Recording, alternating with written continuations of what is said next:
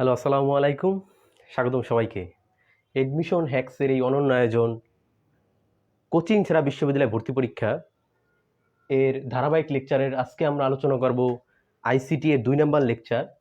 আর আজকে আমাদের আলোচনার টপিক হলো গিয়া ডেটা কমিউনিকেশন ও নেটওয়ার্কিং। আচ্ছা, সো আলোচনা শুরু করার পূর্বে আমি সবাইকে রিকোয়েস্ট করব আমাদের এই লাইভ ক্লাসটা তোমরা সবাই বেশি বেশি করে শেয়ার করবে এবং যারা যারা শেয়ার করবে তারা কমেন্টে অবশ্যই ডান লিখবে। আর তোমরা সবাই অবশ্যই কমেন্ট সেকশনে তোমাদের যারা ফ্রেন্ড আছে তাদেরকে অবশ্যই মেনশন করবে। তোমরা সবাই কমেন্টে অবশ্যই তোমাদের যারা ফ্রেন্ড আছে তাদেরকে মেনশন করবে এবং এই লাইভ ক্লাসটা বেশি বেশি করে শেয়ার করে দিবে।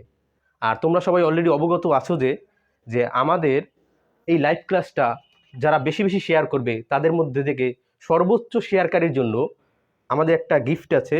সেটা হলো গিয়া আমাদের আইকিউ হ্যাক্স নামে একটা বই আছে। আইকিউ হ্যাক্স, এই আইকিউ হ্যাক্স বইটা, এই বইটা, এটা প্রত্যেক লাইভ ক্লাসে যিনি সর্বোচ্চ শেয়ারকারী হবেন তার ঠিকানায় এই বইটা কুরিয়ারে পাঠিয়ে দেওয়া হবে। সো গত ক্লাসে আমাদের যে সর্বোচ্চ শেয়ারকারী ছিল তার নাম হলো রুবেল হাসান। রুবেল হাসান, তুমি যদি এই লাইভটা দেখে থাকো তাহলে তুমি অবশ্যই আমাদের যে ফেসবুক পেজের যে ইনবক্স আছে সেখানে অবশ্যই তুমি অবশ্যই আমাদের ইনবক্স করবে, তোমার ঠিকানায় আমরা এই বইটি পাঠিয়ে দেব। সো এই বইটি যে তার একটা খুব সুন্দর বা খুব ভালো একটা সুযোগ আছে তোমাদের সবার কাছে যে এই বইটি জিতে নেওয়ার। কাজ শুধু একটাই, তোমাদের এই লাইভ ক্লাসটা বেশি বেশি করে কি করতে হবে, শেয়ার করতে হবে। সো যারা যারা শেয়ার করেছো তারা ডান লিখো। আচ্ছা, আমি দেখে নেই কে কে শেয়ার করলো।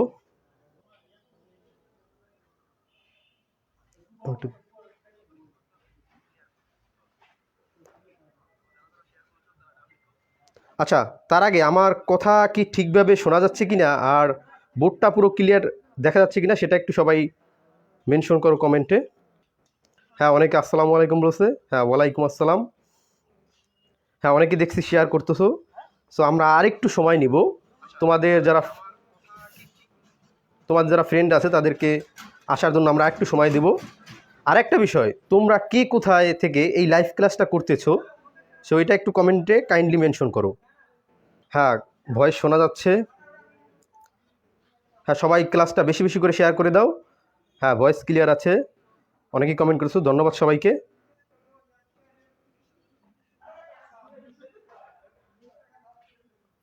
ঢাকা থেকে দেখতেছে আরিফিন আখি, আচ্ছা এরকম অনেকেই দেখতেছি। ময়মনসিং থেকে একজন। হ্যাঁ, লাইভ ক্লাসটা বেশি বেশি শেয়ার করে দাও। তোমরা লাইভ ক্লাসটা শেয়ার করতে থাকো আর আমি এই ফাঁকে আসলে আমাদের যে আজকের ক্লাসটা এটা আমি শুরু করে দিই।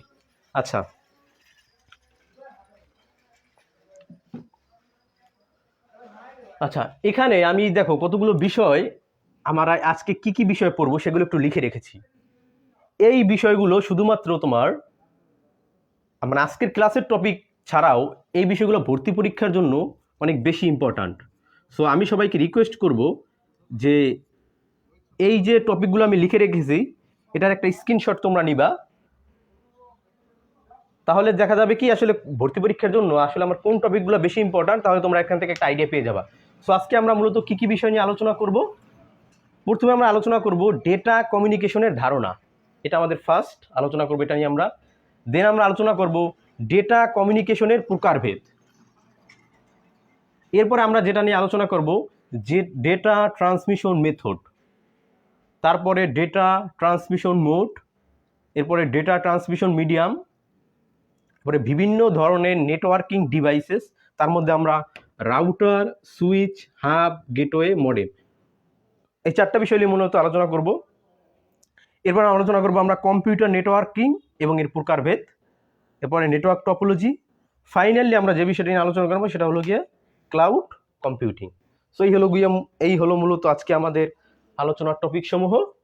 সো তোমরা সবাই এটার একটা স্ক্রিনশট নিয়েছো কিনা আমি একটু দেখতে চাচ্ছি। তোমরা চাইলে এটা একটা স্ক্রিনশট নিয়ে নিতে পারো, কারণ এটা ভর্তি পরীক্ষার জন্য এই টপিকগুলো অনেক বেশি ইম্পর্ট্যান্ট। আচ্ছা, সো আমরা আলোচনা শুরু করি। আচ্ছা, প্রথমে আমরা আলোচনা করব, আমাদের ফার্স্ট আলোচনার টপিক হবে ডেটা কমিউনিকেশনের ধারণা। আচ্ছা,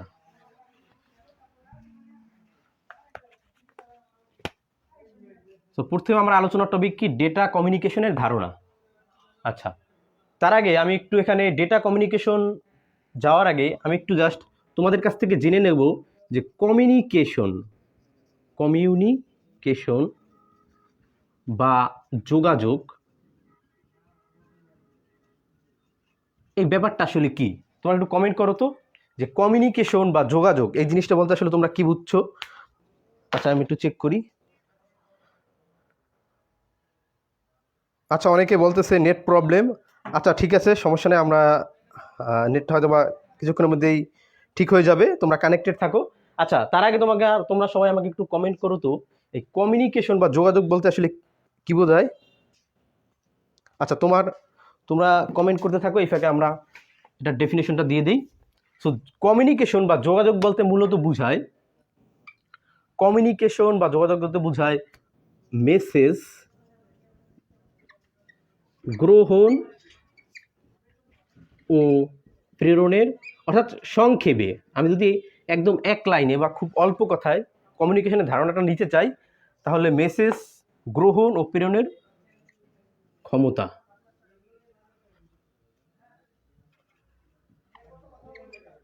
অর্থাৎ কমিউনিকেশন ব্যাপারটা কি, মেসেজ বা কোনো একটা বার্তা গ্রহণ ও প্রেরণের ক্ষমতা। অর্থাৎ কমিউনিকেশন আমরা তখনই বলবো যখন একই সাথে গ্রহণ এবং প্রেরণ এই দুইটা জিনিস যখন একই সাথে থাকবে, তখন ওই জিনিসটাকে আমরা কমিউনিকেশন বলবো সংক্ষেপে। তাহলে ডেটা কমিউনিকেশন কি হবে? তাহলে ডেটা কমিউনিকেশন হবে যখন আমরা ডেটা ট্রান্সমিশনের মাধ্যমে যোগাযোগ করব বা কমিউনিকেশন করব, তখন ওই জিনিসটাকে আমরা বলবো ডেটা কমিউনিকেশন। সেই হলো গিয়ে মূলত কমিউনিকেশনের ধারণা। আচ্ছা, এবার আমরা চলে যাব কমিউনিকেশনের, অর্থাৎ আমরা জানি এটা যে ডেটা কমিউনিকেশন।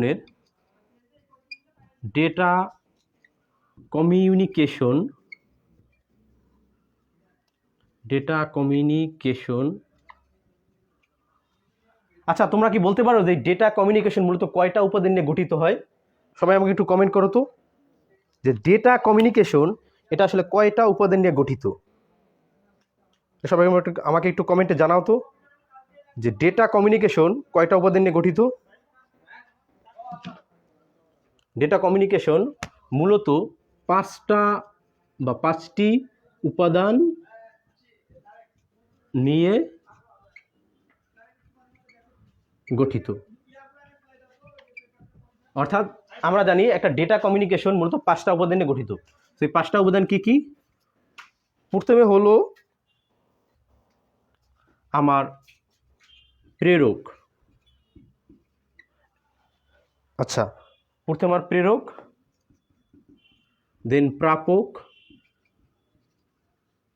তারপর আসতেছে আমার মাধ্যম বা মিডিয়াম, এটাকে মিডিয়ামও বলা যায় ইংরেজিতে।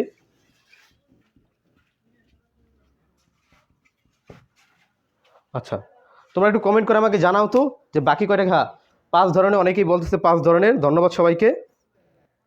আচ্ছা, তো অনেকেই বলছে 5 ধরনের। আচ্ছা,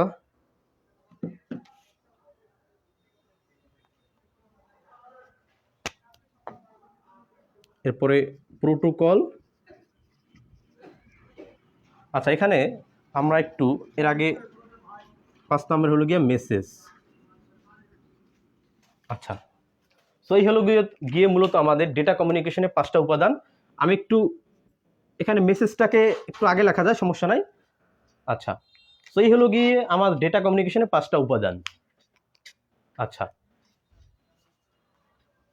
এরপরে আমরা যেটা দেখব সের মধ্যে প্রেরক কি, যিনি মানে আচ্ছা, মেসেজটা আসলে এখন আমি যদি লিখি এখানে প্রেরক কাজটা কি, তোমরা কি বলতে পারবা? প্রেরক এই জিনিসটা আসলে কি করে?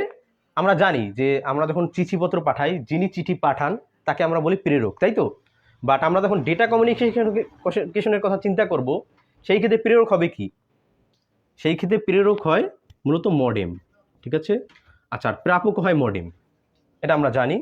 এবার মাধ্যম, মিডিয়ামটা আসলে আমরা জানি এটা ওয়্যার, মানে এটা তারযুক্ত হতে পারে অথবা তারবিহীনও হতে পারে, ঠিক আছে। আচ্ছা, এবার প্রোটোকল মানে আমরা জানি এটা মানে নিয়ম কানুন, অর্থাৎ আমরা যে একটা ডেটা ট্রান্সমিট করব সেক্ষেত্রে আমাদের কিছু নিয়ম কানুন আছে, ওই নিয়ম কানুনটাকে আমরা বলি প্রোটোকল।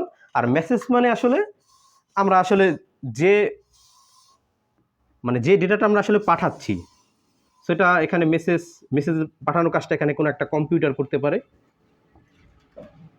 আচ্ছা, তো এই হলো গিয়ে মূলত আমাদের ডেটা কমিউনিকেশনের উপাদান, ঠিক আছে। যে কোনো ডেটা কমিউনিকেশন মোটামুটি এই 5টা উপাদান নিয়ে গঠিত। আচ্ছা, এরপরে আমাদের যে বিষয়টা আসবে সেটা হলো, এরপরে আমরা যে বিষয়টা নিয়ে আলোচনা করব সেটাও ডেটা কমিউনিকেশনের আর একটা ক্লাসিফিকেশন। সেটা হলো আমরা যখন ডেটা কমিউনিকেশন করব, আমি লিখে দিচ্ছি ডেটা কমিউনিকেশন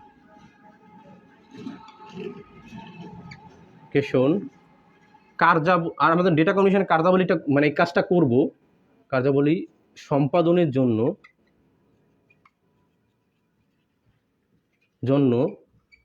এটার ক্ষেত্রেও মূলত 5টা মৌলিক উপাদান দরকার হয়, আমাদের 5টি মৌলিক উপাদান।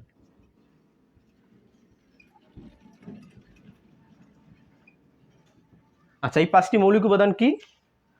এটা হলো 1 নম্বরে হলো আমার মানে উৎস, 2 নম্বরে হবে আমার প্রেরক, 3 নম্বরে হবে আমার মাধ্যম, 4 নম্বরে আমার মানে প্রাপক, আর 5 নম্বরে গন্তব্য। আচ্ছা, সো আগেরটা আমার কি ছিল? ডেটা কমিউনিকেশন কয়টা উপাদান নিয়ে গঠিত, আর এইটা হলো ডেটা কমিউনিকেশনের যে কার্যাবলী, এটা মূলত 5টা মৌলিক উপাদান নিয়ে গঠিত। এটাকে অনেক সময় এই জিনিসটাকে আবার ডেটা কমিউনিকেশন মডেলও বলা হয়, অর্থাৎ ডেটা কমিউনিকেশন মডেল। অর্থাৎ আমাকে যদি প্রশ্ন করে যে ডেটা কমিউনিকেশনের একটি ডেটা কমিউনিকেশন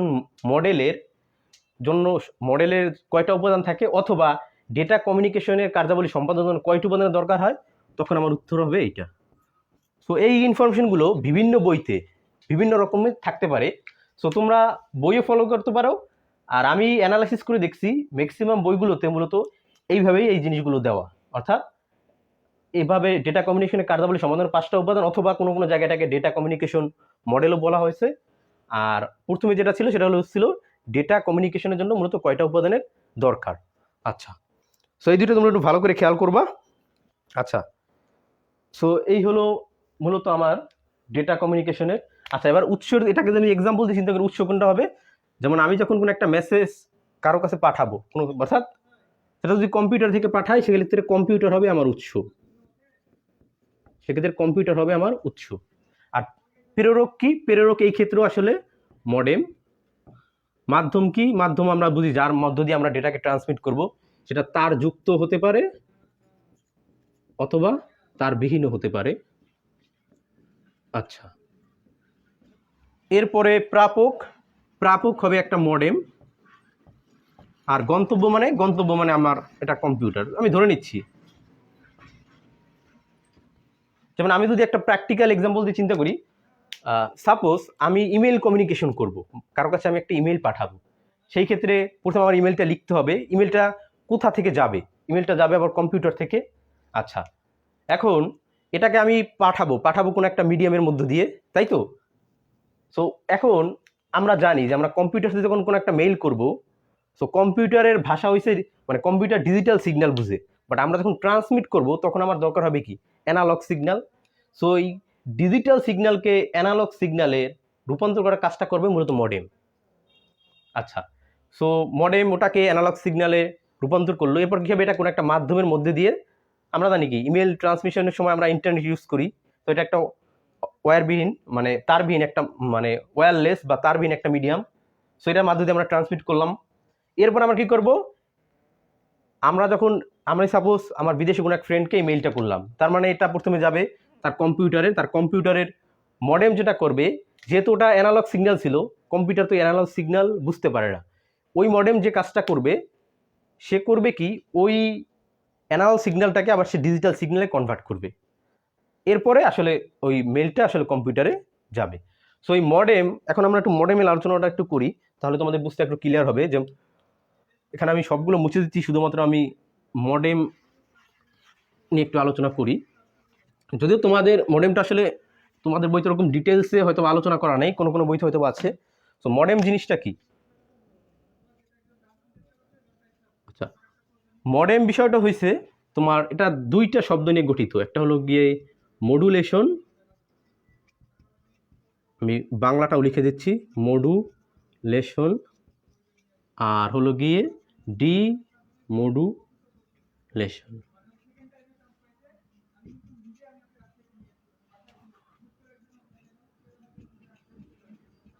আচ্ছা, আমার কথা ক্লিয়ার শোনা যাচ্ছে কিনা তোমরা একটু মাঝে মাঝে কমেন্ট করে অবশ্যই জানাবা।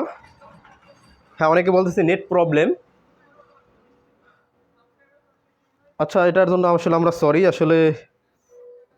আচ্ছা, তারপর আমরা চেষ্টা করছি। আচ্ছা, তো মডেম জিনিসটা কি, মূলত মডুলেশন এবং ডিমডুলেশন এই দুইটার সমন্বয়। অর্থাৎ মডেম যে কাজটা করে সে মডুলেশনের কাজটাও করতে পারে, আবার কি ডিমডুলেশনের কাজটাও করতে পারে। এখন মডুলেশনের বিষয়টা কি, আমরা কিছুক্ষণ আগেই বললাম, মডুলেশন হলো কম্পিউটার ভাষাকে মানুষের ভাষায় যে রূপান্তর করে, ওই জিনিসটাকে বলি আমরা মডুলেশন। আচ্ছা, আর ডিমডুলেশন কি, মানুষের ভাষাকে আবার কম্পিউটার ভাষায় রূপান্তর করা। এখন আমরা যখন ডেটা কমিউনিকেশন করব, সেই ক্ষেত্রে মডুলেশনের ব্যাপারটা হবে, যেমন আমি যদি প্র্যাকটিক্যাল একটা এক্সাম্পল দিয়ে চিন্তা করি, সাপোজ আমি এখানে বসে মানে কথা বলতেছি এখানে দাঁড়িয়ে, কারণ আমি চাচ্ছি আমার আমি যা মানে কথাগুলো যে বলতেছি এটা আমি 1 কিলোমিটার দূরে ট্রান্সমিট করব, মানে আমি চাচ্ছি এটাকে আমি 1 কিলোমিটার দূর পর্যন্ত যাতে দূর থেকেও যাতে শোনা যায় সেই কাজটা করব।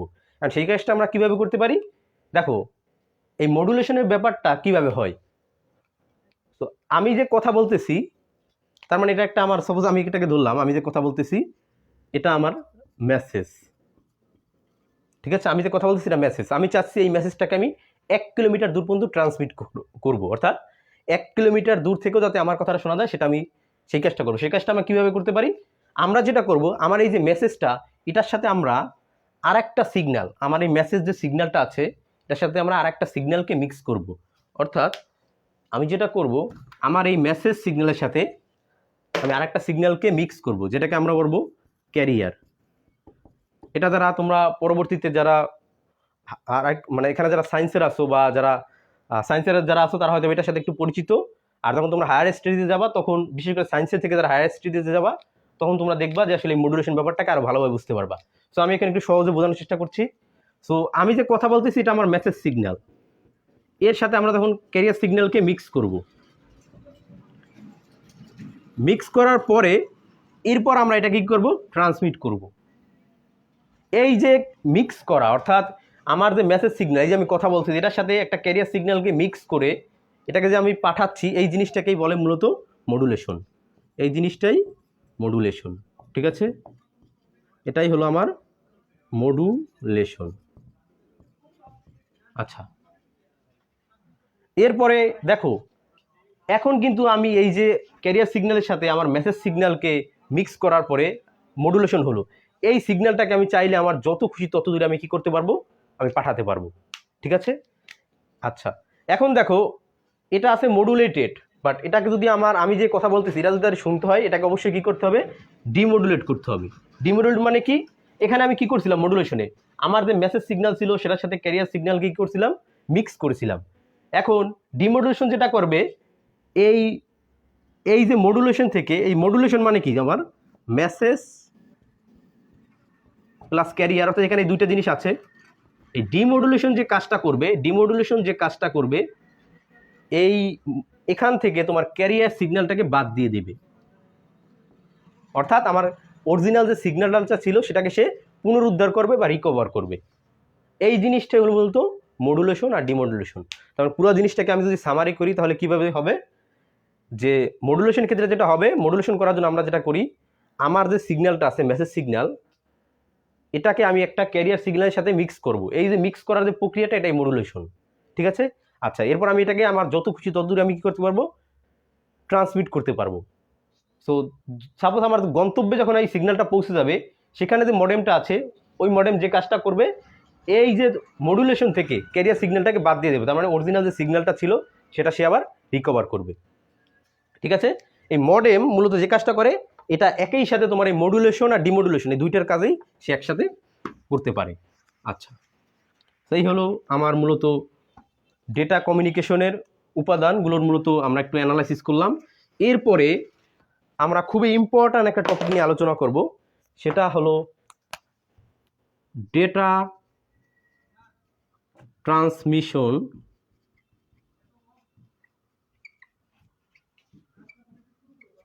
মেথড।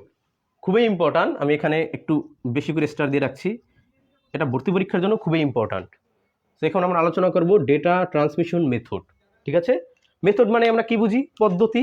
তার মানে এই যে আমরা ডেটা ট্রান্সমিশন করব, এটা আসলে মানে কিভাবে হবে। সো এটা কয়েকটা পদ্ধতিতে হয়। সো আমরা যদি একটু ক্লাসিফিকেশনটা দেখি, সো ডেটা ট্রান্সমিশন মেথড মূলত প্রধানত এটাকে দুইটা ভাগে ভাগ করা যায়। একটা হলো সিরিয়াল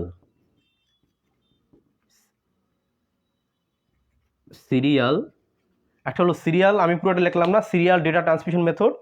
আর একটা হলো আমার প্যারালাল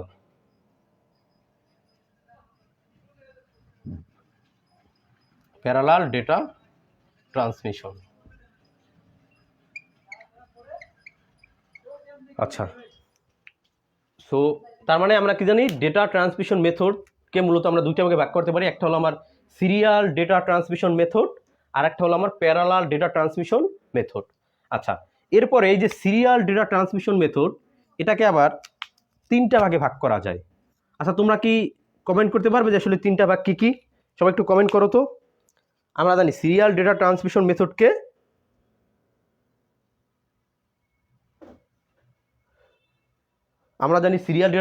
মেথডকে তিন ভাগে ভাগ করা যায়। তোমরা কি বলতে পারবে তিন ভাগ কি কি, মানে ওই যে তিনটা যে, সবাই একটু কমেন্ট করো তো। আচ্ছা, তো এর মধ্যে প্রথম সিরিয়াল ডেটা ট্রান্সমিশন মেথডের প্রথম যে ভাগটা, ওটাকে বলা হয় অ্যাসিনক্রোনাস।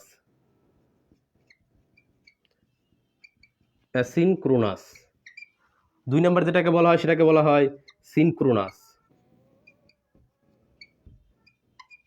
আর তিন নম্বর যে বিষয়টা সেটাকে বলা হয় আইসোক্রোনাস।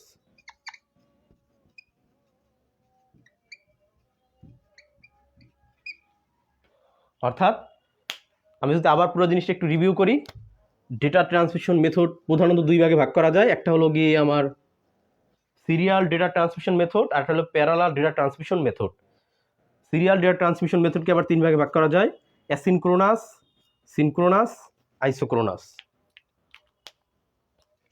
হ্যাঁ,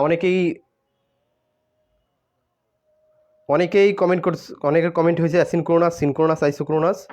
আচ্ছা, নেটে ইন্টারনেট কি এখনো খুব প্রবলেম করতেছে? একটু কমেন্ট করে জানাও তো। মানে ইন্টারনেটের যে একটা সমস্যা তোমরা বললা, এটা কি এখনো হচ্ছে? সবাই একটু কমেন্ট করো তো। আচ্ছা, এবার আমরা দেখি যে সিরিয়াল ডেটা ট্রান্সমিশন মেথড কি। আগে আমরা আলোচনা সিরিয়াল না, আগে আমরা মূলত প্যারালাল ডেটা ট্রান্সমিশন মেথডটা দেখি, তাহলে আলোচনার জন্য সুবিধা হবে। প্রথমে আমরা আলোচনা করব প্যারালাল ডেটা ট্রান্সমিশন মেথড।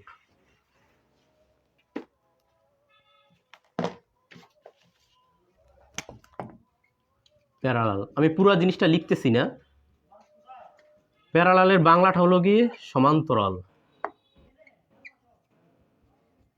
আমি পুরোটা লিখলাম না, তোমার একটু বুঝে নিও যে প্যারালাল ডেটা ট্রান্সমিশন মেথড। আচ্ছা, তো প্যারালাল ডেটা ট্রান্সমিশন মেথডটা কিভাবে হয়, সো এটাকে যদি আমি একটু আগে আমি চিত্রটা এঁকে নেই, তারপরে বলতেছি।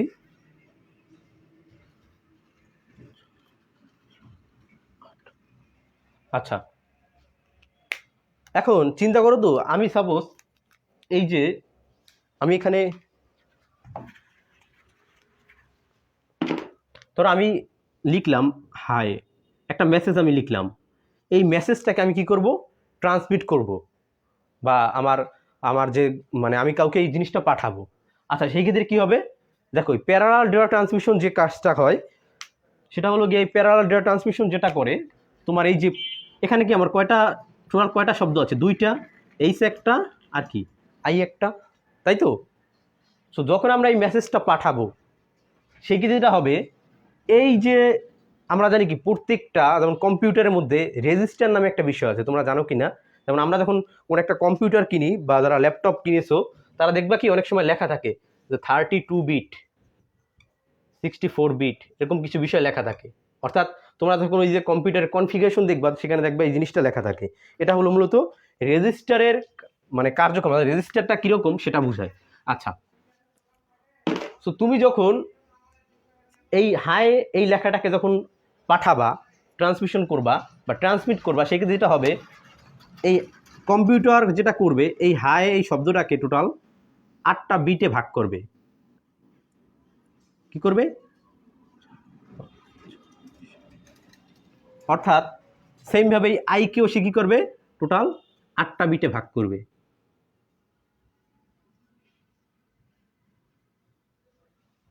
অর্থাৎ আমরা যখন মেসেজটা পাঠাবো, সো যে কোনো ডিভাইস থেকে পাঠাবো, সাপোজ আমি কম্পিউটার থেকে পাঠাবো, এই কম্পিউটার রেজিস্টার যে কাজটা করবে এই জিনিসটাকে টোটাল 8টা বিটে ভাগ করবে। প্রত্যেকটা শব্দকে, প্রত্যেকটা অক্ষরকে সে কী করবে, 8 বিটে ভাগ করবে। আমরা জানি, তোমরা এটা প্রোগ্রামিং চ্যাপ্টারে পড়বা, যে যখন আমরা এই যে ক্যারেক্টার টাইপ ডাটা বা এই যে অক্ষর জাতীয় যে ডাটাগুলো, এগুলো আসলে কম্পিউটারের মেমোরিতে টোটাল মানে 1 বাইট বা 8 বিট জায়গা দখল করে, এটা তোমরা পড়বা। সো ওই রেজিস্টার যে কাজটা করবে প্রত্যেকটা শব্দকে সে করবে 8টা বিটে ভাগ করবে। এই বিটগুলো কীরকম হবে, 0 1 1 1 0, র্যান্ডমলি যে কোনো ভ্যালু হতে পারে, 0 1 1। সেমভাবে আইকে যদি আমি চিন্তা করি, তো এটা এরকম হতে পারে, ধরো 0 1 1 0 1 1 0 0। ঠিক আছে।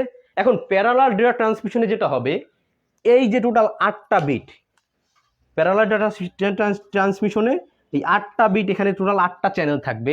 এই 8টা চ্যানেলের প্রত্যেকটা দিয়ে একটা একটা বিট একই সাথে ট্রান্সমিট হবে। সো এই যে আমি লাল কালি যেটা লিখতেছি, এটাকে তুমি একটা বিট হিসেবে চিন্তা করো, অর্থাৎ এক একটা 0 বা 1 হিসেবে চিন্তা করো। সেই ক্ষেত্রে যেটা হবে, ধরো এই পাশটা যদি আমার সেন্ডার হয় বা প্রেরক হয়, আর এই পাশটাকে যদি আমি প্রাপক ধরি, কারণ প্যারালাল ডেটা ট্রান্সমিশনে কি হবে, এই 8টা বিট অর্থাৎ প্রত্যেকটা অক্ষরের এই 8টা বিট, এই 8টা ভিন্ন পদ দিয়ে একই সময় ট্রান্সমিট হবে। এটাই প্যারালাল ডেটা ট্রান্সমিশন মেথড। অর্থাৎ আমি যদি পুরো জিনিসটাকে একটু সামারি করি আবার, যে প্যারালাল ডেটা ট্রান্সমিশন মেথডে কি হবে, 8টা ভিন্ন ভিন্ন পদ দিয়ে একই সময়ে 8টা বিট ট্রান্সমিট হবে। ঠিক আছে, এটা হলো আমার প্যারালাল ডেটা বা সমান্তরাল ডেটা ট্রান্সমিশন মেথড। আচ্ছা, তোমরা বুঝতে পারলে কি না জিনিসটা একটু আমাকে কমেন্ট করে জানাও তো। প্যারালাল ডেটা ট্রান্সমিশন মেথডটা তোমরা বুঝতে পারছো কিনা একটু কমেন্ট করে জানাও তো।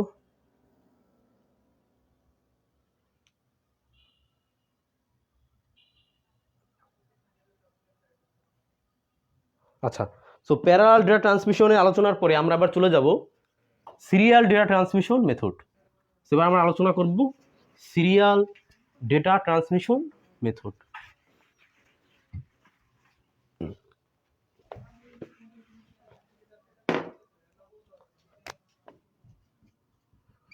সিরিয়াল, আমি পুরো জিনিসটা লিখতেছি না, সিরিয়াল ডেটা ট্রান্সমিশন মেথড নিয়ে আমরা আলোচনা করব। আচ্ছা, সিরিয়াল শব্দের আরেকটা বাংলাটা হলো গিয়ে অনুক্রম। সিরিয়ালের বাংলা শব্দটা মূলত অনুক্রম। সো এটাকে যদি আর একটু সহজ করে আমি বলি, মানে অনুক্রম বলতে কি আমরা কি বুঝি, একটার পরে একটা একটার পরে একটা এরকম। সো সিরিয়াল ডেটা ট্রান্সমিশন মেথডে যেটা হবে, যেমন আগের ওয়ার্ডটা যদি আমি চিন্তা করি, সাপোজ এবার আমি ওটা না, আমি আসলে আইসিডি শব্দটা নিয়ে একটু চিন্তা করলাম, যে আমি আইসিডি শব্দটাকে আমি ট্রান্সমিট করব। এভাবে এই সেম কাজ, এই সিরিয়াল ডেটা ট্রান্সমিশনে একই কাজ হবে। তোমার এখানে রেজিস্টার যেটা করবে, এটাকে এই আই শব্দটাকে টোটাল 8 বিটে ভাগ করবে।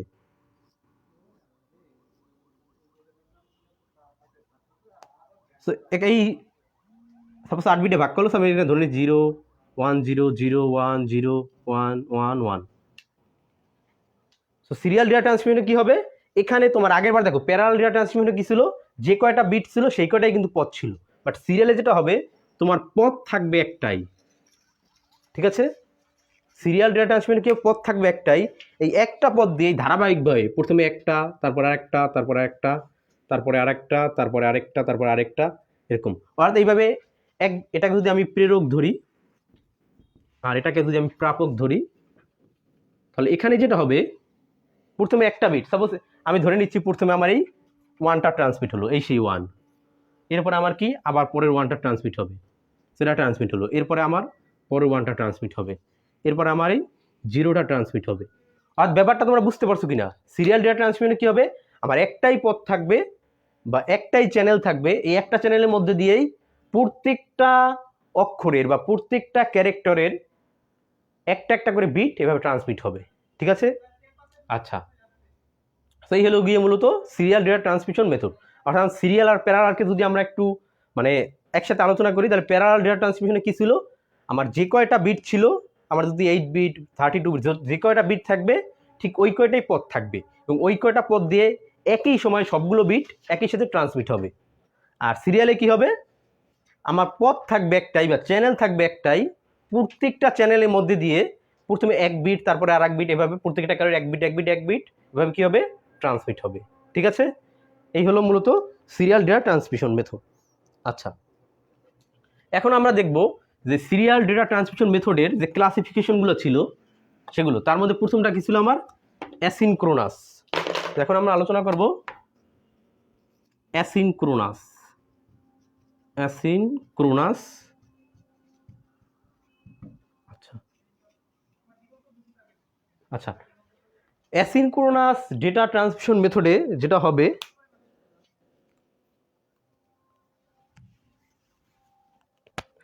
সেখানে ধরো আবার আমি আগের শব্দটাই চিন্তা করি, যে আমি এই আইসিটি এই শব্দটাই চিন্তা করি, সেখানে এই আইটাকে আগেই আমরা দেখলাম, যেহেতু সিরিয়াল ডেটা ট্রান্সমিশন এখানে ওটা এই 8টা বিটে ভাগ হবে,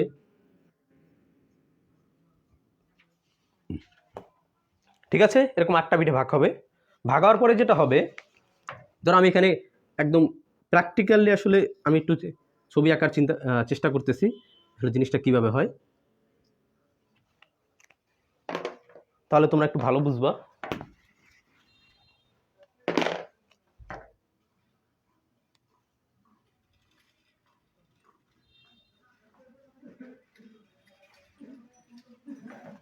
ধরো এটা যদি আমার একটা কম্পিউটার হয়, আমি ধরে নিচ্ছি জাস্ট এটা যদি আমার একটা কম্পিউটার হয়, সেখান থেকে তুমি যেটা করবা, এই যে আইসিটি শব্দটাকে, এই আইসিটি শব্দটাকে তুমি কি করবা ট্রান্সমিট করবা এই কম্পিউটার থেকে, ঠিক আছে। সো এটা হবে আমার প্রেরক, আর এই পাশে আমি আরেকটা কম্পিউটার রেখে নিচ্ছি, এটা আমার আরেকটা কম্পিউটার, যেটাকে আমি বলতেছি এখানে আমার প্রাপক। আচ্ছা, তো দেখো অ্যাসিনক্রোনাস ডেটা ট্রান্সমিশনে যেটা হবে, এখানে এই যে আমার যে মানে ডেটাগুলো থাকবে বা আমার যে ক্যারেক্টারগুলো থাকবে, সেটা একটা ক্যারেক্টার বাই ক্যারেক্টার ট্রান্সমিট হবে, যেহেতু সিরিয়াল, তার মানে প্রথমে একটা ক্যারেক্টার সেন্ড হবে, তারপরে আরেকটা ক্যারেক্টার সেন্ড হবে, মানে এরকম একটা ক্যারেক্টার পর একটা ক্যারেক্টার ট্রান্সমিট হবে। যেমন এই আইসিটি শব্দটা এখানে কিভাবে ট্রান্সমিট হবে, দেখো এটার প্রথমে কি আছে আই না, প্রথমে এই আইটা এখানে ট্রান্সমিট হবে, ঠিক আছে। এরপরে কি আছে সি, এরপরে সিটা ট্রান্সমিট হবে, এরপরে কি টি, এরপরে টিটা ট্রান্সমিট হবে।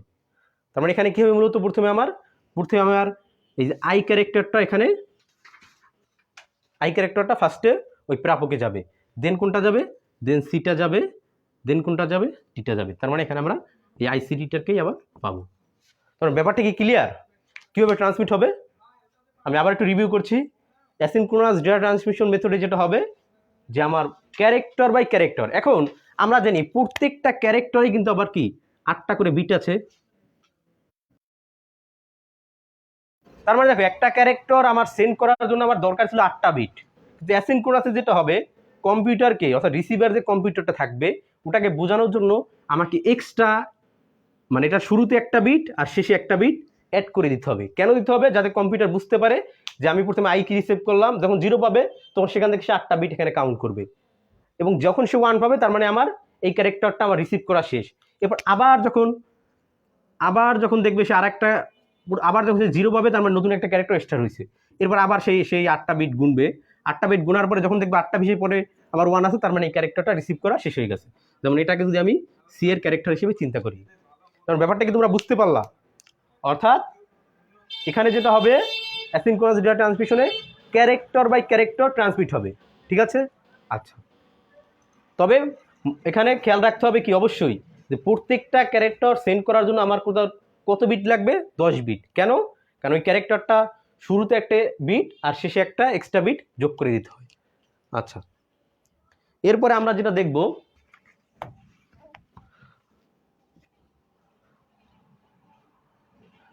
আচ্ছা অনেকে নেট প্রবলেমের কথা বলতেছে। আচ্ছা, ক্লিয়ার দেখা যাচ্ছে না।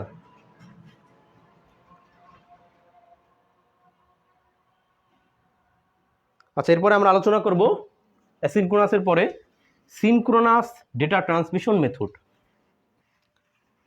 এরপর আমরা আলোচনা করব synchronous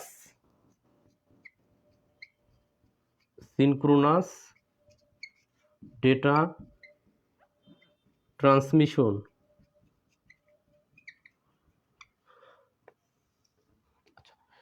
synchronous data transmission method. আচ্ছা, সিনক্রোনাস যেটা হবে, আমরা আগের উদাহরণটাই যদি চিন্তা করি, যেমন আগে আমরা বলেছিলাম সাপোজ আইসিটি, অ্যাসিনক্রোনাসে কি হয়েছিল, একটা ক্যারেক্টার বাই একটা ক্যারেক্টার একটার পর একটা এভাবে ট্রান্সমিট হচ্ছিল। যেমন আইসিটি আমি এখানে লিখলাম আইসিটি এলইসি লেকচার নাম্বার 2। আমি এই শব্দটাকে সাপোজ আমি ট্রান্সমিট করব। তো আমরা যদি এটাকে অ্যাসিনক্রোনাসে ট্রান্সমিট করতাম তাহলে কি হতো, প্রথমে এভাবে আই ট্রান্সমিট হতো, তারপরে সি ট্রান্সমিট, তারপরে টি, তারপরে এল, তারপর ই, তারপর সি। অ্যাসিনক্রোনাসে কি হতো, এভাবে ক্যারেক্টার বাই ক্যারেক্টার ট্রান্সমিট হতো। বাট সিনক্রোনাসে যেটা হবে, এখানে আমরা এই ক্যারেক্টারগুলো নিয়ে কি এক একটা ব্লক তৈরি করব। সিনক্রোনাসে কি করব, এই প্রত্যেকটা ক্যারেক্টারকে আমরা আসলে তৈরি করবার মতো কম্পিউটারে তৈরি করবে, এক একটা ব্লক তৈরি হবে।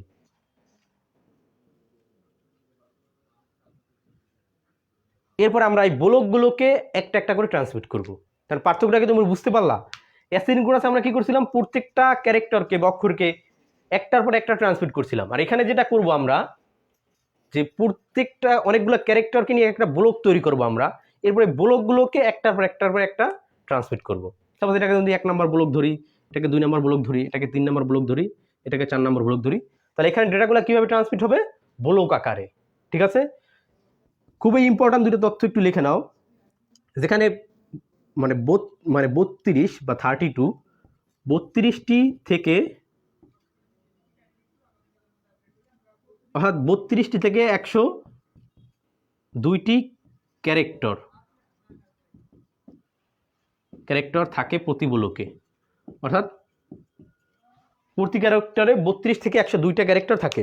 এটা তোমাদের বইতে তোমরা এই ইনফরমেশনটা দেওয়া আছে, তোমরা ওখান থেকে দেখে নিতে পারো। আর একটা ইম্পর্টেন্ট ইনফরমেশন হলো, এখানে প্রাইমারি স্টোরেজ প্রয়োজন, প্রাইমারি স্টোরেজ দরকার। অর্থাৎ তুমি যখন সিনক্রোনাস ট্রান্সমিশন মেথড ব্যবহার করবা, সেখানে অবশ্যই কি লাগবে, তোমার প্রাইমারি স্টোরেজ লাগবে। আচ্ছা, আমাকে একটু কমেন্ট করে জানাও তো প্রাইমারি স্টোরেজ কি?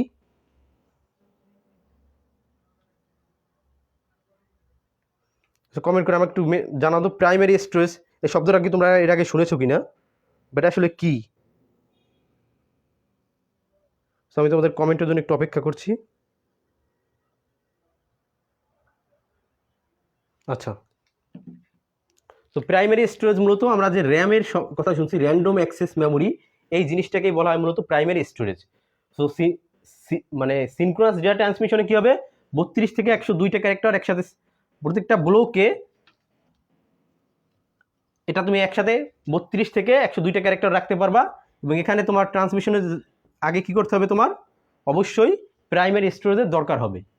আচ্ছা, তো এই দুটো খুবই ইম্পর্টেন্ট ইনফরমেশন তোমার সিনক্রোনাস ডেটা ট্রান্সমিশন মেথডে। আর আমরা জানি র্যাম যেহেতু খুব দামি একটা জিনিস, তার মানে কি সিনক্রোনাস ডেটা ট্রান্সমিশন মেথড অনেক ব্যয়বহুল, ঠিক আছে? আচ্ছা, এরপর আমরা ফাইনালি যে ডেটা ট্রান্সমিশন মেথডটা দেখব সেটা হলো আইসোক্রোনাস।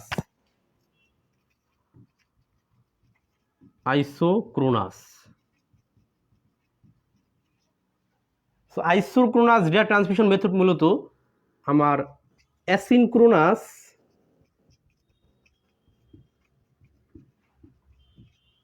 আর সিনক্রোনাস এই দুইটার একটা সমন্বিত রূপ।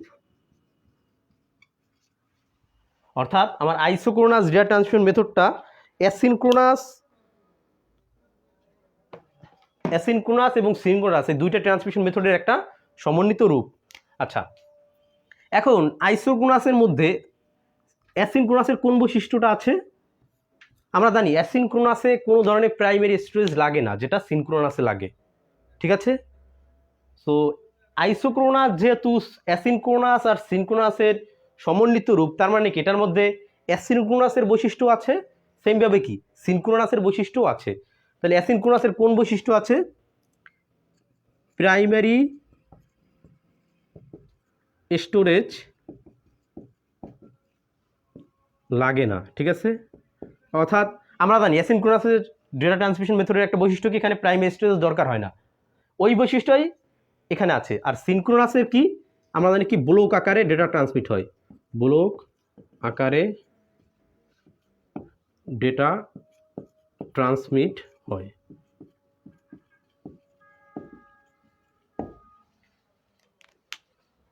সো আইসোক্রোনাসের মধ্যে অ্যাসিনক্রোনাস আর সিনক্রোনাসের বৈশিষ্ট্যগুলো আছে। অ্যাসিনক্রোনাসের কোন বৈশিষ্ট্য আছে? এখানে প্রাইমারি স্টোরেজ লাগে না। আর সিনক্রোনাসের কোন বৈশিষ্ট্য আছে? মানে ব্লক আকারে ডেটা ট্রান্সমিট হওয়ার যে বৈশিষ্ট্যটা এটার মধ্যে আছে। ঠিক আছে, এই হলো মূলত আমার ডেটা মানে সিরিয়াল ডেটা ট্রান্সমিশনের যে তিনটা ক্লাসিফিকেশন, এগুলোর মোটামুটি একটা আলোচনা। সো খুবই ইম্পর্ট্যান্ট, পরীক্ষার জন্য বিশেষ করে তোমরা বৈশিষ্ট্যগুলো পড়বা আর উদাহরণগুলো অবশ্যই বই থেকে দেখে নিবা। আচ্ছা, এরপরে আমরা যে বিষয়টা নিয়ে আলোচনা করব সেটা ডেটা। এরপর আমরা আলোচনা করব ডেটা ট্রান্সমিশন মোড।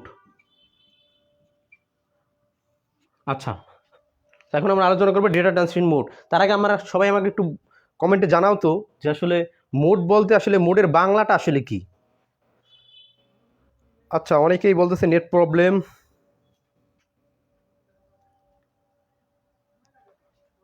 আচ্ছা, এবার আমরা আলোচনা করবো ডেটা ট্রান্সমিশন মোড। মোডটাকে যদি আমরা বাংলা করি, মোডের বাংলাটা হলো গিয়ে দিক। তার মানে এবারে আমরা আলোচনা করব ডেটা ট্রান্সমিশনের দিক সম্পর্কে। আচ্ছা, এখনো কি নেট প্রবলেম হচ্ছে? সবাই একটু আবার কমেন্ট করে জানাও তো। হ্যাঁ, আচ্ছা, সো মানে ডেটা ট্রান্সমিশনের দিকের উপর ভিত্তি করে আমি একটু লিখে দিচ্ছি। ডেটা ট্রান্সমিশনের দিকের উপর ভিত্তি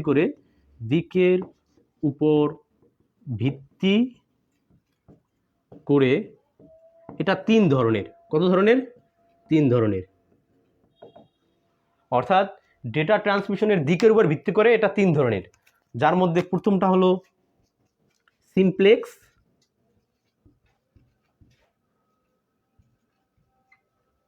তারপরে হাফ ডুপ্লেক্স, তারপরে ফুল ডুপ্লেক্স।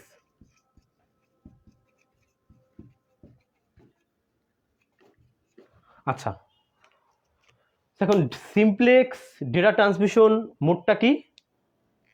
এখানে যেটা হবে, তোমার ডেটা ট্রান্সমিশনের সময় তোমার যে কোনো একদিকে, অর্থাৎ যে কোনো একদিকে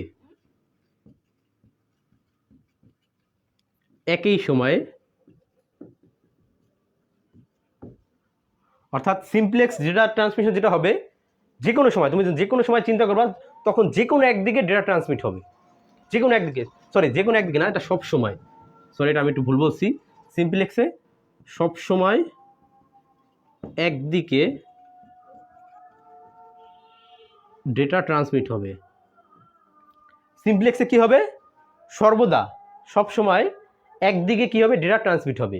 হাফ ডুপ্লেক্সে কি হবে? এখানে দুই দিকেই ডেটা ট্রান্সমিট হবে, বাট সেটা একই সময় না। দুই দিকে ডেটা ট্রান্সমিট হবে, কিন্তু একই সময় না।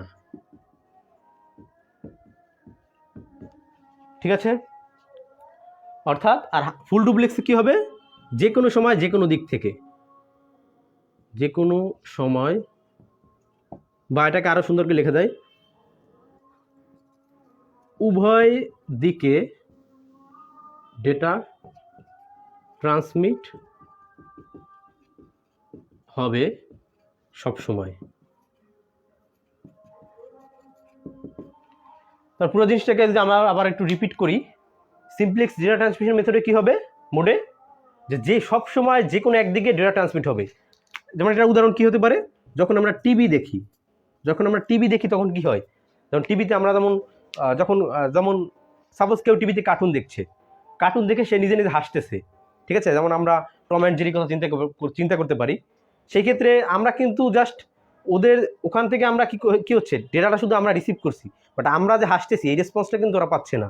তার এটাকে একটা সিমপ্লেক্স ডেটা ট্রান্সমিশন মোড। আর হাফ ডুপ্লেক্সে কি হবে, দুই দিকেই ডেটা ট্রান্সমিট হবে, বাট একই সময় না। যেমন আমরা জানি, এটা একটা উদাহরণ হতে পারে তোমার ওয়াকি টকি। এটা উদাহরণ কি, ওয়াকি টকি। তোমরা পুলিশ বা বিভিন্ন মানে পুলিশ বা এই জাতীয় যে মানে বাহিনী আছে তাদের কাছে দেখে দেখবা যে মোবাইলের মধ্যে একটা ডিভাইস, সেখানে কি হয়, যখন একজন কথা বলে তখন অপরজন শুধু শোনে, এরপর তার যখন কথা বলা শেষ হয়, সেই করে ওভার নামে একটা শব্দ বলে, তখন আর অপর দিক থেকে আবার কি হয়, সে আবার কথা বলা শুরু করে। অর্থাৎ এখানে যেটা হবে, তোমার দুই দিকেই ডেটা ট্রান্সমিট হবে, বাট সেটা একই সময় না।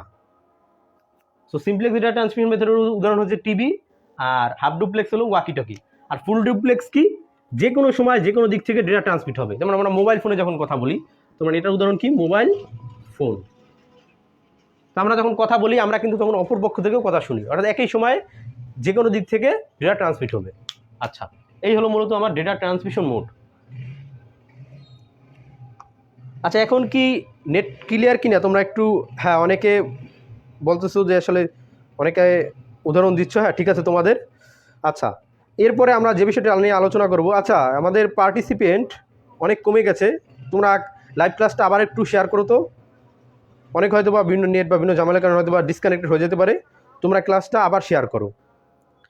আচ্ছা, এরপরে আমরা এই ডেটা ট্রান্সমিশন মোডকে আমরা আর একভাবে ক্লাসিফিকেশন করতে পারি, সেটা হলো প্রাপকের সংখ্যা অনুযায়ী। প্রাপকের সংখ্যা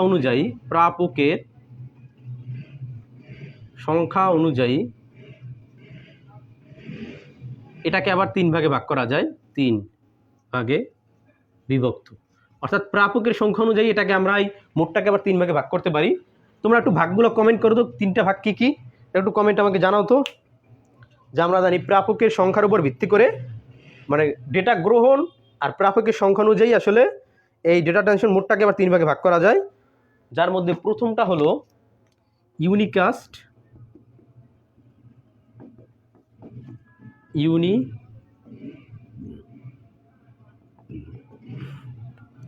তারপরে মাল্টিকাস্ট,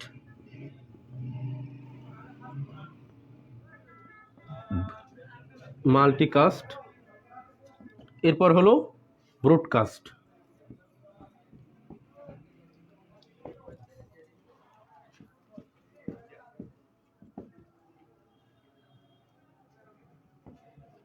সো গ্রাহক মানে ডেটা রিসিভ বা গ্রাহক অথবা প্রাপকের সংখ্যা অনুযায়ী আবার আমরা ডেটা ট্রান্সমিশন মোডকে আবার 3 ভাগে ভাগ করতে পারি।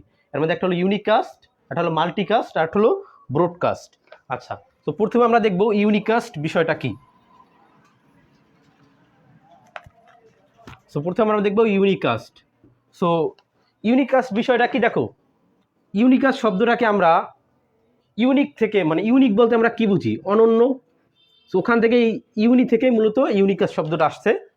তো এখানে কি হবে, যখন প্রাপক বা রিসিভার একজন থাকবে, তখন তখন আমরা ওই মোডটাকে বলবো আমরা কি, ইউনিকাস্ট। অর্থাৎ সাপোজ আমি এখান থেকে কোনো একজন সেন্ডার, সাপোজ কোনো একজন প্রেরক, সে ডেটা ট্রান্সমিট করছে সাপোজ। সো এখানে অনেকগুলো রিসিভার আছে, সাপোজ এ একটা রিসিভার আছে, বি একটা রিসিভার আছে, আর সি একটা রিসিভার আছে। আমি করলাম, এখন আমি এই দুইটা জিনিসকে মুছে দিলাম। সো এরকম যদি হয় যে একজন সেন্ডার, সে অনেকগুলো প্রাপক আছে, বাট তার মধ্যে শুধুমাত্র একজনকেই ডেটা পাঠায়, তখন ওই জিনিসটাকে বলা হবে ইউনিকাস্ট। ঠিক আছে? তো ইউনিকাস্ট জিনিসটা কি? যখন আমার গ্রাহক একজন থাকবে তখন আমরা সেটাকে বলবো ইউনিকাস্ট। এখন ইউনিকাস্টের পরে আমরা যদি চিন্তা করি মাল্টিকাস্ট, মাল্টি মানে কি, মাল্টির বাংলাটা কি আসলে বহু, মাল্টিকাস্ট। সেখানে আমি কাজ করি, আমি আরেকটা অ্যাড করি, আমি এখানে ডিটাকেও অ্যাড করে দিই। ঠিক আছে? আচ্ছা, সাপোজ এখানে আমার একজন প্রেরক আছে আর আমার 4 জন রিসিভার আছে। আমি যেটা করলাম যে এর মধ্যে আমি 3 জনকে আমি ডেটা পাঠাইলাম, বাকি যে ডিটাকে আমি পাঠালাম না। অর্থাৎ এরকম যদি হয় একজন প্রেরক আর ওখানে একাধিক রিসিভারের মধ্যে একের অধিক ব্যক্তিকে যদি আমরা ডেটা ট্রান্সমিট করি, বা তারা যদি একের অধিক ব্যক্তি যদি ডেটা রিসিভ করে, তখন ওই জিনিসটা হয়ে যাবে কি, মাল্টিকাস্ট। ঠিক আছে? আচ্ছা, এরপরে আছে কি আমার ব্রডকাস্ট। তাহলে ব্রডকাস্ট কি হবে? ব্রডকাস্ট হবে যখন যতগুলো রিসিভার থাকবে তাদের সবাইকেই যখন ডেটা পাঠানো হবে, অর্থাৎ সবাই যখন ডেটা রিসিভ করবে তখন এই জিনিসটা হবে ব্রডকাস্ট। যখন আমরা যখন টিভিতে খেলা দেখি তখন কী হয়, ওটাকে জিনিসটাকে বলবো দেখবা ওটাকে ব্রডকাস্ট বলা হয়। তো আমি যদি পুরো জিনিসটাকে আবার রিভিউ করি, ইউনিকাস্ট কি হবে? অনেকগুলো গ্রাহক বা অনেকগুলো প্রাপকের মধ্যে যখন শুধুমাত্র একজন ডেটা রিসিভ করবে বা গ্রহণ করবে তখন সেটা ইউনিকাস্ট। যখন একের অধিক বাট সবাই না, একের অধিক রিসিভ করবে বাট সবাই না, তখন সেটা হবে মাল্টিকাস্ট। আর যখন যতগুলো গ্রাহক থাকবে তার সবাই রিসিভ করবে তখন এটা যাবে ব্রডকাস্ট। ঠিক আছে? আচ্ছা আচ্ছা, আমাদের পার্টিসিপেন্ট সংখ্যা অনেক কমে গেল, তোমরা আরেকটু বেশি বেশি শেয়ার করো, আর আর কমেন্ট অবশ্যই ট্যাগ করো, তাহলে দেখা যায় যে তারা সবাই নোটিফিকেশন পেয়ে যাবে। আচ্ছা, এরপরে আমরা যে বিষয়টি নিয়ে আলোচনা করব সেটা হলো কম্পিউটার নেটওয়ার্কিং। এরপর আমরা আলোচনা করব কম্পিউটার নেটওয়ার্কিং। সো এটা খুবই important, computer networking. Computer network, এটাকে আমরা বিভিন্ন দিক থেকে বিভিন্নভাবে ক্লাসিফিকেশন করতে পারি। ঠিক আছে? তার মানে প্রথমত এই ক্লাসিফিকেশনটা একটু তোমরা দেখো ভালো করে। প্রথমত এটাকে আমরা ভাগ করতে পারি মালিকানা অনুসারে।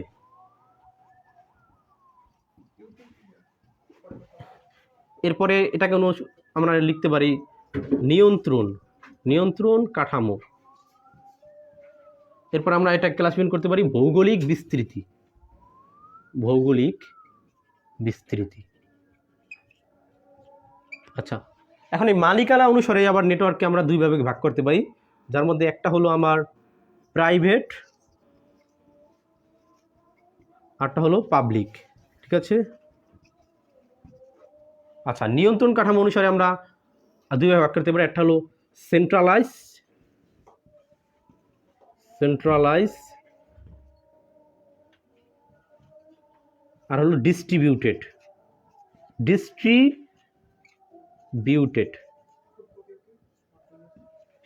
আচ্ছা, আর ভৌগোলিক উপস্থিতি অনুসারে আবার এটাকে ভাগ করতে আমরা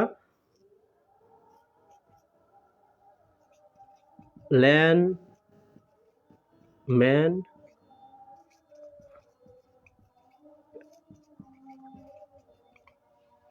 আচ্ছা, এই হলো মূলত নেটওয়ার্কের বিভিন্ন ধরনের ক্লাসিফিকেশন। তোমরা চাইলে এটা একটা স্ক্রিনশট নিতে পারো। আচ্ছা, এরপর আরও অনেক ধরনের ক্লাসিফিকেশন এটা আমরা সামনে দেখব। আচ্ছা, এই হলো মূলত আমাদের কম্পিউটার নেটওয়ার্কের ক্লাসিফিকেশন। আচ্ছা, এবার আমি খুবই ইম্পর্ট্যান্ট একটা জিনিস নিয়ে একটু আলোচনা করব, সেটা হলো যেটা থেকে গত বছর বিশ্ববিদ্যালয়ে ভর্তি পরীক্ষায় প্রশ্ন আসছিল, এই প্রশ্নটা খুব কমন আসে, সেটা হলো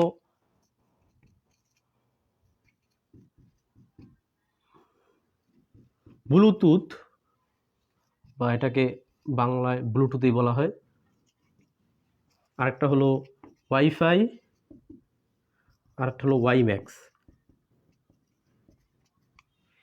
গত বছর যেটা আসছিল ভর্তি পরীক্ষায়, গুচ্ছ ভর্তি পরীক্ষায়, এই ওয়াইম্যাক্স এর IEEE স্ট্যান্ডার্ড কত, এই প্রশ্ন গতবার গুচ্ছ ভর্তি পরীক্ষা আসছিল।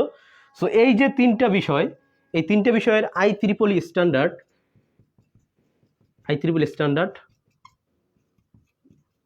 আচ্ছা তোমরা একটু কমেন্টে জানাও তো কেউ যদি জেনে থাকো IEEE স্ট্যান্ডার্ড কত, যে ব্লুটুথ, ওয়াইফাই, ওয়াইম্যাক্স এদের IEEE স্ট্যান্ডার্ড কত।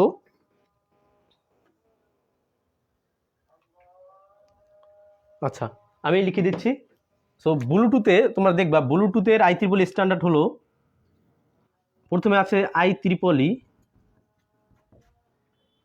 802.11, আর ওয়াইফাইয়ের ক্ষেত্রে এটা IEEE 802.15, ওয়াইম্যাক্সের ক্ষেত্রে এটা IEEE 802.16। আচ্ছা, সো এই তিনটা জিনিস থেকে মোটামুটি এবারও ভর্তি পরীক্ষার জন্য খুব ইম্পর্ট্যান্ট। আচ্ছা, সো মনে রাখার জন্য তোমরা যেটা করতে পারো, যে আসলে দেখো প্রত্যেকটাই কিন্তু IEEE 802, এটা কিন্তু কমন, এই পার্টটা কিন্তু প্রত্যেকটার জন্যই কমন, ঠিক আছে, এই পার্টটা প্রত্যেক তিনটেই কমন। আর দেখো ওয়াইফাই আর হলো ওয়াইম্যাক্স, ওয়াইফাই লিখতে কিন্তু শব্দ কম লাগে, ওয়ার্ডটা ছোট, যে কারণে এখানে মানটাও ছোট। আর ওয়াইম্যাক্স লিখতে শব্দ যদি বেশি লাগে, যেহেতু এটা বড় তার মানে এখানে 16টাও বড়। আর ব্লুটুথ লিখতে দেখো মোটামুটি মেবি 10টার মতো শব্দ লাগে, তার মানে ওই থেকে মনে রাখতে পারো ব্লুটুথের ক্ষেত্রে এটা 11, ঠিক আছে। এই হলো মূলত, এটা খুবই ইম্পর্ট্যান্ট ভর্তি পরীক্ষার জন্য, যে এই তিনটা জিনিসের আসলে IEEE স্ট্যান্ডার্ড কত। আচ্ছা, এরপরে আমরা যে বিষয়টা নিয়ে আলোচনা করব সেটা হলো নেটওয়ার্ক টপোলজি। এবার আমরা আলোচনা করব নেটওয়ার্ক টপোলজি। আচ্ছা আমার কথা, হ্যাঁ অনেকেই কমেন্ট করছো। আচ্ছা আমার কথা কি ক্লিয়ার শোনা যাচ্ছে? নেটে একটু প্রবলেম করতেছে। আচ্ছা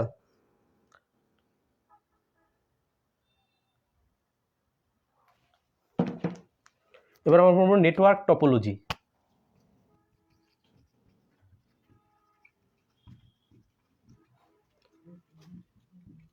টপোলজি,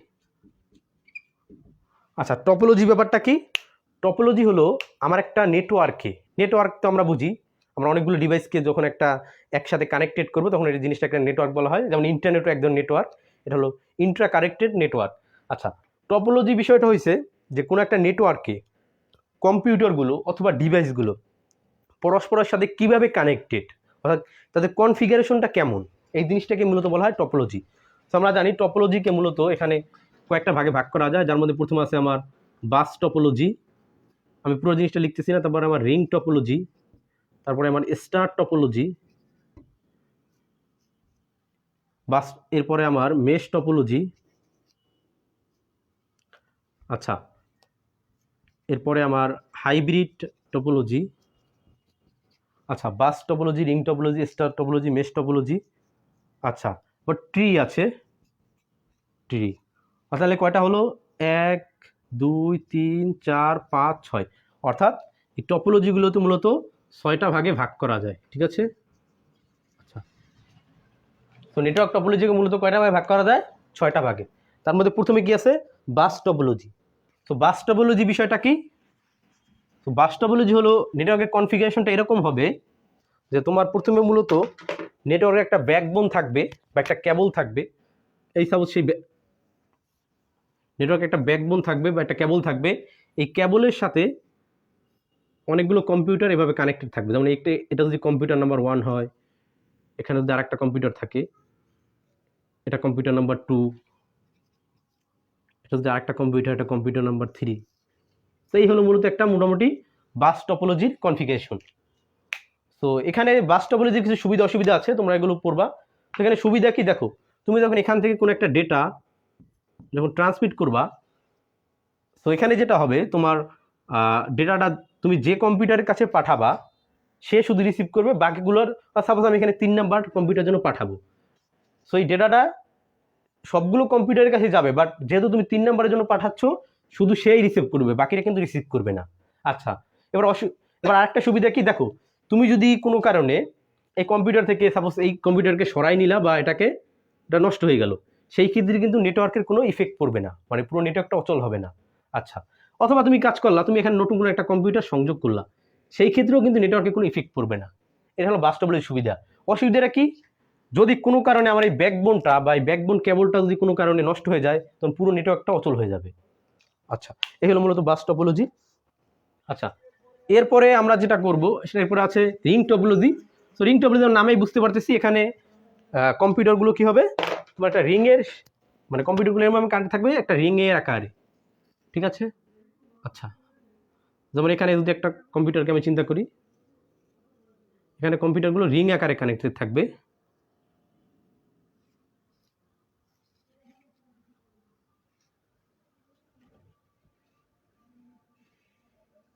যেমন এটাকে 1 নম্বর কম্পিউটার ধরলাম, এটাকে 2 নম্বর কম্পিউটার, 3 নম্বর। সেখানে সুবিধাটা কি, অর্থাৎ তুমি যখন কোনো একটা ডেটা সাপোজ ট্রান্সমিট করবা, তখন যে মানে প্রত্যেকটা কম্পিউটার রিসিভ মানে কাছে ডেটাটা যাবে, সে যদি ডেটা তার জন্য হয় তখন সে রিসিভ করবে, আর যদি তার না হয় সে কী করবে, ওটাকে রিসিভ করবে না। সো অনেকটা বাস টপোলজির মতোই, কিন্তু এখানে অসুবিধা কি, তুমি যদি কোনো কারণে কোনো একটা কম্পিউটার সাপোজ যদি নষ্ট হয়ে যায়, তখন পুরো নেটওয়ার্কটা কী হয়ে যায়, অচল হয়ে যায়। আচ্ছা, এরপরে স্টার টপোলজি। আচ্ছা, এবার প্রত্যেকটা টপোলজিরই তোমরা আসলে সুবিধা অসুবিধা এই জিনিসগুলো ভালো করে খেয়াল করবা। আচ্ছা, এবার আমরা আলোচনা করব আমাদের আজকের লেকচারের সর্বশেষ টপিক ক্লাউড কম্পিউটিং নিয়ে, ঠিক আছে, ক্লাউড কম্পিউটিং নিয়ে। আচ্ছা, সেখানে ক্লাউড ব্যাপারটা কি, ক্লাউডের বাংলাটা কিন্তু মেঘ। তো তার মানে এখানে কি মেঘ কম্পিউটিং না, এখানে ব্যাপার হচ্ছে আমরা যদি মেঘের কথা চিন্তা করি, মেঘ আসলে কীভাবে তৈরি হয়, অনেকগুলো জলীয় বাষ্প বা অনেকগুলো পানির কণার সমন্বয়ে কি মেঘ তৈরি হয়। সেমভাবে ক্লাউড কম্পিউটিং যে বিষয়টা, এটা মূলত অনেকগুলো কম্পিউটার একসাথে হয়ে তোমার এই ক্লাউড কম্পিউটিং জিনিসটা গঠন করে, ঠিক আছে। ওই ধারণা থেকে মূলত ক্লাউড কম্পিউটিং বিষয়টা আসছে। আচ্ছা, তো ক্লাউড কম্পিউটিং বিষয়টা কি, ক্লাউড কম্পিউটিং বিষয়টাকে তুমি নর্মালি আসলে আমরা বিভিন্ন অনুষ্ঠানে আমরা যে ক্যাটারিং সার্ভিসের নাম শুনছি, এই ক্যাটারিং সার্ভিসের মতো। অর্থাৎ এখানে যেটা হবে, তুমি তোমার প্রয়োজন মতো, তোমার যদি কোনো সফটওয়্যার লাগে বা তোমার যদি কোনো রিসোর্স লাগে, কোনো যদি স্টোরেজ লাগে, সেই জিনিসগুলো তুমি প্রয়োজন মতো তুমি কী করতে পারবা, ভাড়া নিতে পারবা। ভাড়া নিতে পারবা মানে তুমি এখানে যতটুকু ইউজ করবা তোমাকে ঠিক ততটুকুই পে করতে হবে, ঠিক আছে। যেমন এই ক্লাউড কম্পিউটিংয়ের মধ্যে 3টা বৈশিষ্ট্য আছে। একটা হলো গিয়া রিসোর্স স্কেলেবিলিটি, তারপরে পে অ্যাজ ইউ গো,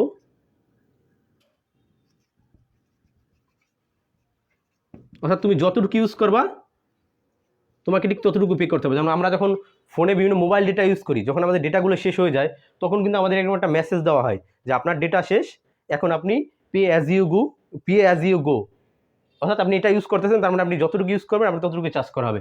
আর লাস্টে সেটা হলো গিয়ে তুমি যত চাইবে, মানে তুমি যখন চাইবে ঠিক তখন, অ্যাভেলেবিলিটি, অর্থাৎ তুমি যখন চাইবে তখনই তোমাকে আসলে, মানে তুমি, তার মানে 3টা, অর্থাৎ ক্লাউড কম্পিউটিংয়ের মূলত 3টা বিষয় থাকে, রিসোর্স স্কেলেবিলিটি, আর হলো পে অ্যাজ ইউ গো, আরেকটা হলো আমার অ্যাভেলেবিলিটি। সো এই হলো মূলত আমাদের আজকের লাইভ ক্লাসের সর্বশেষ টপিক ছিল এটা। সো তোমরা সবাই ভালো থাকবে আর ভালোভাবে পড়াশোনা করবে। আর যদি কোনো আজকের ক্লাসে যদি কোনো সমস্যা হয়ে থাকে সেটা অবশ্যই আমাদের কমেন্টে জানাবে, আর এই লাইভ ক্লাসটা বেশি বেশি শেয়ার করে দিবে, ঠিক আছে। তো তোমাদের সকলের সুস্বাস্থ্য কামনা করে আজকের লাইভ ক্লাস এখানে শেষ করছি। দেখা হবে পরবর্তী লেকচারে। আসসালামু আলাইকুম।